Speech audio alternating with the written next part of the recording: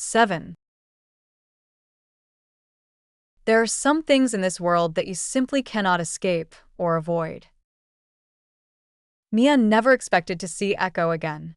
On the day of her departure, at the airport, she was pulling her luggage when she spotted Echo standing ahead, locked in an intimate moment with a man. The sight nearly took her breath away. When the man turned around, it wasn't Leo.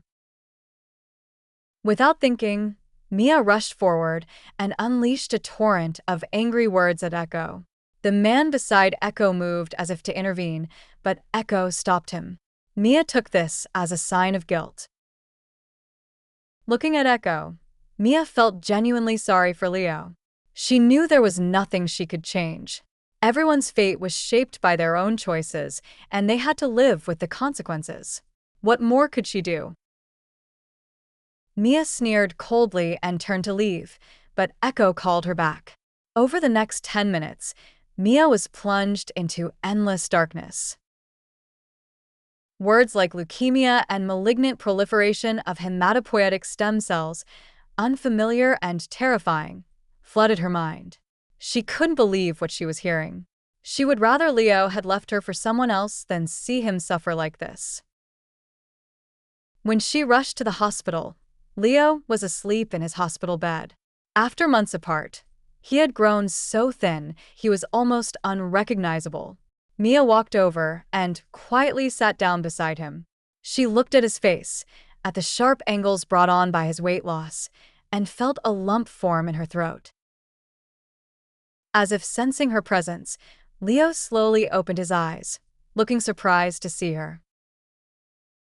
"Why are you here? Why does everyone else know but not me?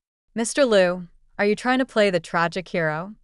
Mia's eyes suddenly filled with tears.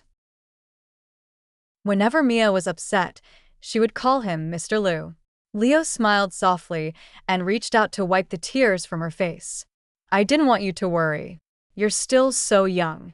I didn't want to hold you back." "Hold me back? You put on this whole act, broke my heart, and then suffered through this illness alone?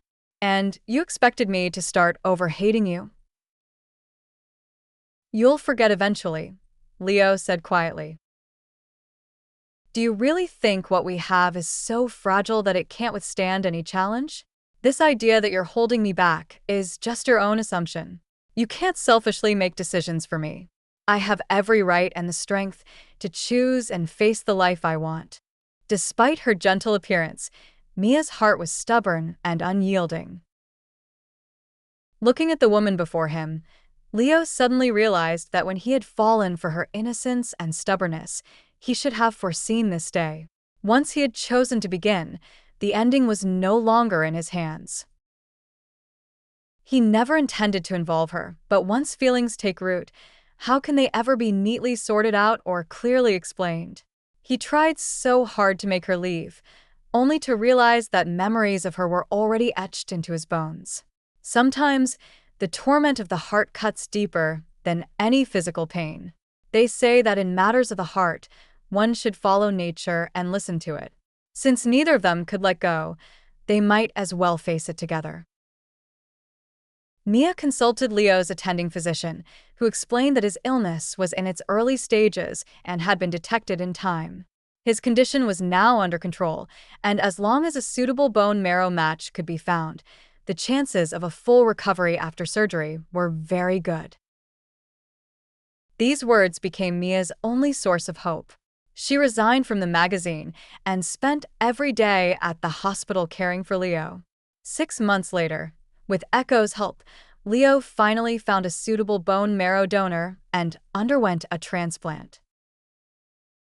After enduring the initial rejection period and a period of observation, the doctor finally announced that Leo could be discharged from the hospital. When Mia heard the news, she slipped out to the balcony and wept quietly. Without her noticing, Leo walked up behind her and gently wrapped his arms around her.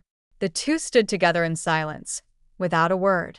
Outside the window, peach blossoms were in full bloom and willow branches swayed gently, a vibrant scene brimming with life.